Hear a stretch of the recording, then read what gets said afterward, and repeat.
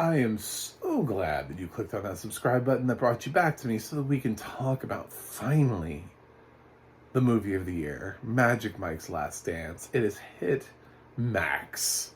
It's on Max. It waited so long it couldn't even hit HBO Max. It hit Max instead. And it has audio description. So there's that. That's exciting for us, right? That's yay. That's a win. It's a win for audio description. This movie was originally developed to be a straight to HBO Max film, and it got a theatrical release. They were like, oh, you know what? Let's do it. Let's go for it. Let's push it out. Because David Zaslav was like, we don't make movies for streaming. We make movies for theaters. And so this benefited Evil Dead Rise. I think benefited from that statement where they just kind of pushed them out. And the Evil Dead did fine. I don't know the Magic Mike's Last Dance necessarily blew open a door, but I will say this better not be his last dance, because I think we are on the right track. First of all, welcome back to Steven Soderbergh, who has used all of that goodwill, all the goodwill that he created, Sex, Lies, and Videotape, Aaron Brockovich, Traffic, like all that stuff that he did in the early part of his career, the original Ocean's 11 remake with George Clooney and all them. Yeah, it's all that he's using here to make Magic Mike's Last Dance. I mean, good on him. Thank God for Steven Soderbergh, because if not, I don't know what's happened to his career. I don't know where he's at. I don't know why I don't know. I don't know why he came back. I don't know what drew him back. Why he was like, I have to make the third one. But when I look at this franchise and I see potential, what I see is I see this film. It's silly. It doesn't even take itself serious. It doesn't even care. First of all, this film like kind of just throws everything away, and it's just Channing Tatum now. Like we kind of have the gang. They're kind of like off to the side, so like they're acknowledged, but they're very much not in this film to the way Channing Tatum is. So he goes off to England. He's traveling to England now to be with Salma Hayek, who is opening this show, and she needs a stripper.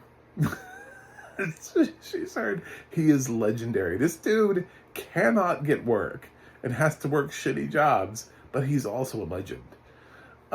So he's both at the same time. It's like how Vanilla Ice goes out and he remodels homes, but we all know he's Vanilla Ice. Like, he's legendary, but also renovates homes. Like, they're two wildly different things. But like at the drop of a I don't know, like a spackle, like what I'm trying to think of something we build homes with. He'll run off to Ice Ice Baby somebody. And that's kind of what Channing Tatum does. He's working like a regular ass job, and then somebody's like, we need you to take off your clothes for a lot of money, and he's like, done. I gotta get just when I thought I was out, they pulled me back in. So yeah, we've got totally missed potential here. This is the future. This is the future of Warner Brothers. It's a franchise. This is the next Fast and Furious. I see this. I mean, let's change the end of the film. Let's immediately pull it from Max, cut it, re-edit it, and at the end of the film, let's just say Mike is like, he's like walking out and he looks over and he sees Dallas. And he's just standing there, and Dallas just looks over and goes, all right. Then just immediately cut to black. Just cut to black. Sets up the fourth film. Fourth film, they end up becoming international spies who are also male strippers, who find themselves in situations where they have to be sent in to various places around the world where they must strip in order to save the world. And that is the future of the Magic Mike franchise. You know, Mike for America could be like the sequel. We could put the letter 4, you know, where he's doing it for America. He's doing his patriotic duty.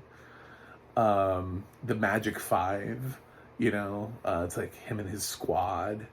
You know, we've got 6 with magic, you know. It's kind of a play on words there. So yeah, and then like the 7th film, we bring back Twitch for like a second, and we like CGI him, and he comes in because he's family, and like him and Mike do like a sick dance, like dance off thing together, and like in the background you hear like, "It's been a long day without you, my friend." And then like in the 8th film, you actually just go full on meta. And then like the crew from Fast and Furious comes in, and they need to learn how to strip from Mike. They are hiring Mike because they have a gig themselves. It's no longer is it acceptable for them to just drive fast and furiously. They now must also take their clothes off. Because let's face it, they're Vin Diesel, John Cena, The Rock, Jason Statham, Tyrese. I mean, they're all ripped. All those guys work out. So it's bound to happen. Now they've got Jason Momoa, who I'm sure is going to be family by like the 12th film. So yeah, they go out and they get them, and Mike teaches them, and then we merge franchises, and they take Mike along with them.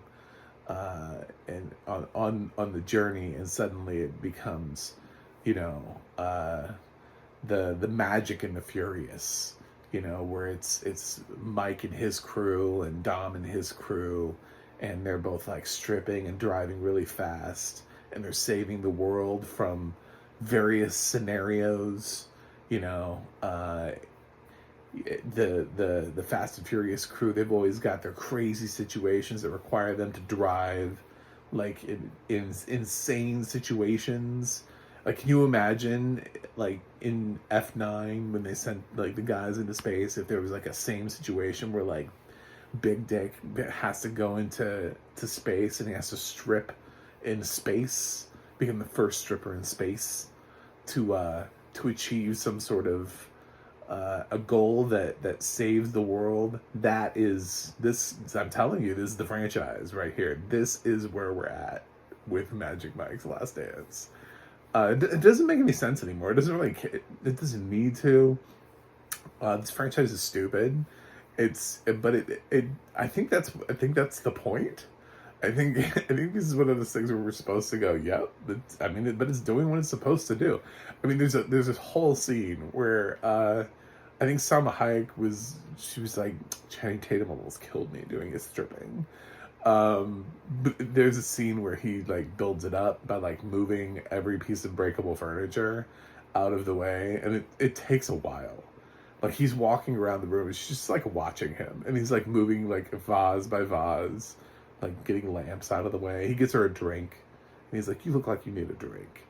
And it's like all this setup just so that he can do this dance. And it's so great. It's like, it's so silly.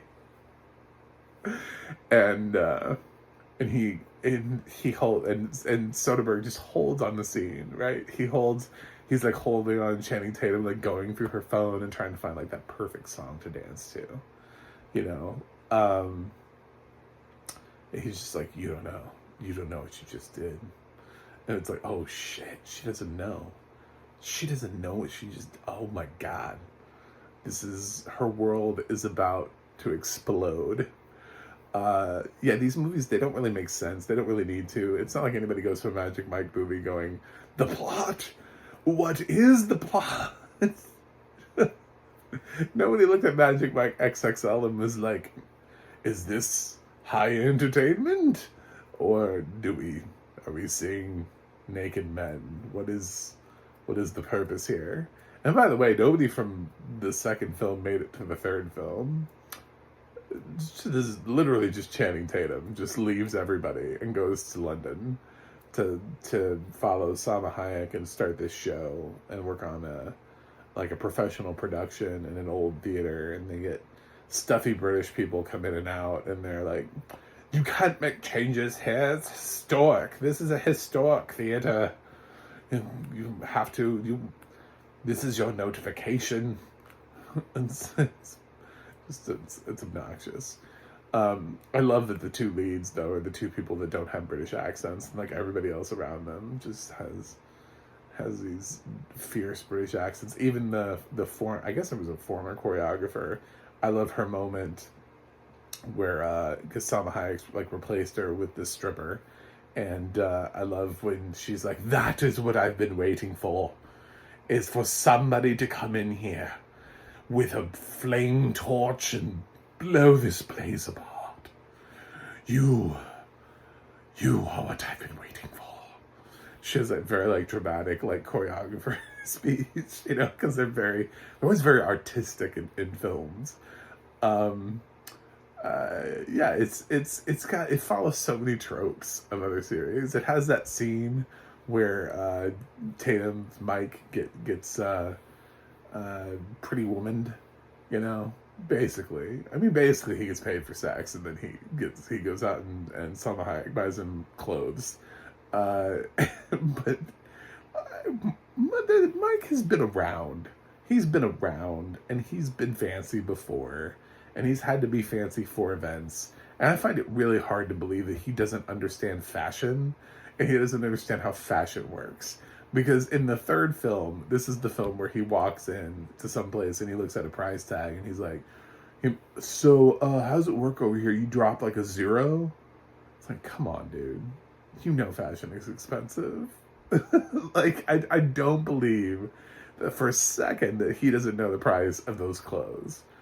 That as a fashionable young man, male stripper, who occasionally gets paid thousands of dollars for a dance, that he does not know how much a suit costs by a top designer.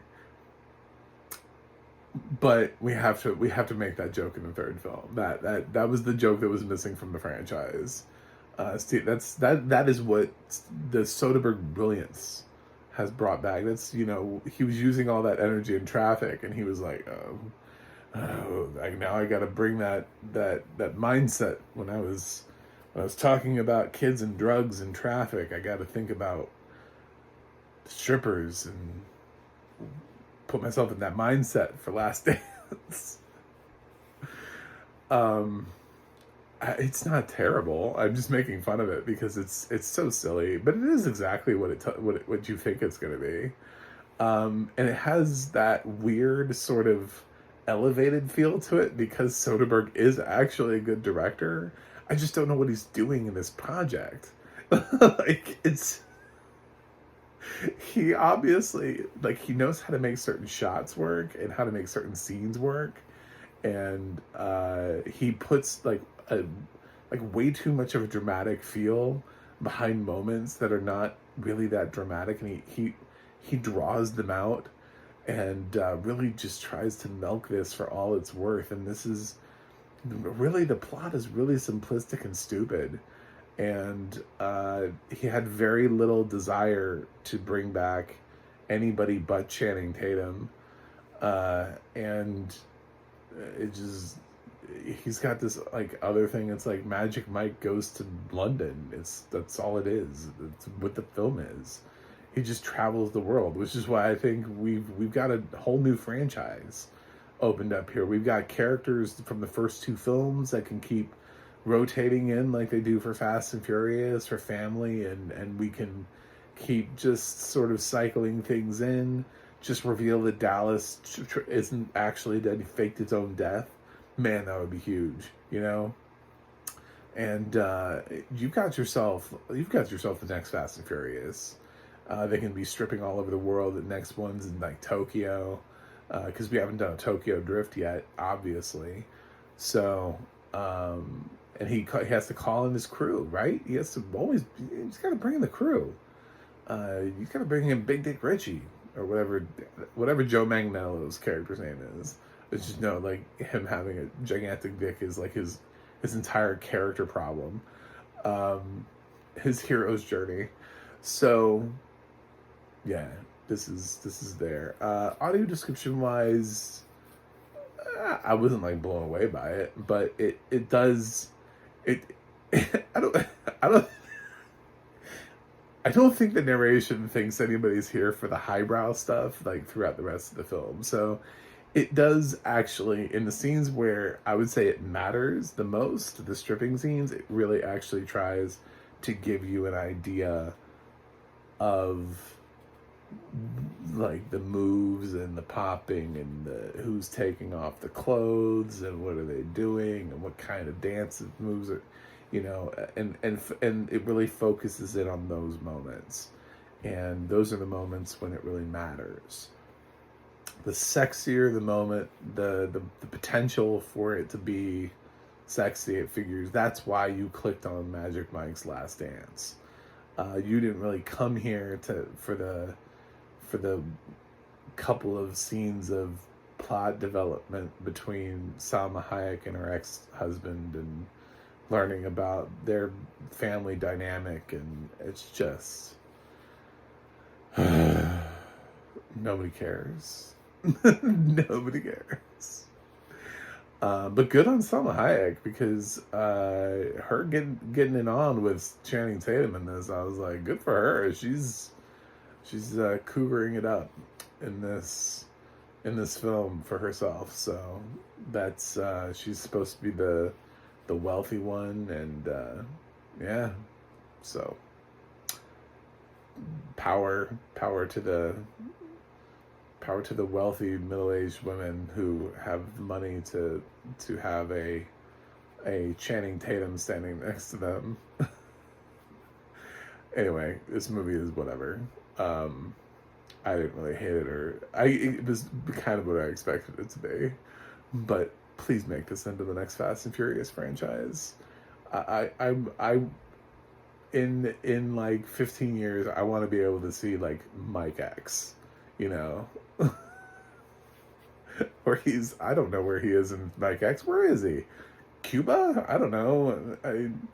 I pick a location. I suppose like eventually the pinnacle should be that they, I don't know, strip in the White House or something. I have no idea. I don't know where this franchise goes, but it should go somewhere. But as long as they're willing to do it, let's Fast and Furious this franchise and make it happen. But for right now, until this franchise realizes what its true potential is in life, I'm going to give Magic Mike's Last Dance a C. I think by far it's the least interesting. Mainly because it doesn't really bring the whole crew back, and it's just kind of like, it's like Channing Tatum. It totally ignores anybody who was introduced. Like, they introduced all, like, the extra strippers in XXL. Soderbergh was like, that's not my movie. Okay, so bye, black people. Like, it's just gone. Donald Glover, fuck you, get out of my film. It's just, they don't even bother like putting him in a phone call. So yeah, it's just they're gone, they're out of the film. So and that's it. So I hope you enjoy what it has to offer, if that's what you want it to offer you. But thanks for watching. Thanks for subscribing. We had a little bit of fun here, and I think, anyway. And if you like to keep having fun, click that subscribe button. Or you can go to my website, macthemovieguy.com. You can follow me on Instagram or Twitter at macthemovieguy. You can go to the audio description project, adp.acb.org. It'll let you know what films have audio description and where you can watch them. Oh, also a whole bunch of other stuff about audio description if you just want to take like a deep dive. And you can also go to the ADNA.org. That's the ADNA.org, where you can look up the film's narrator. I believe Laura Post narrated this. I think. I want to say. I believe. And, yeah. you can check that out too. So thanks for watching, and I will watch another film and review it for you guys and see you on the other side.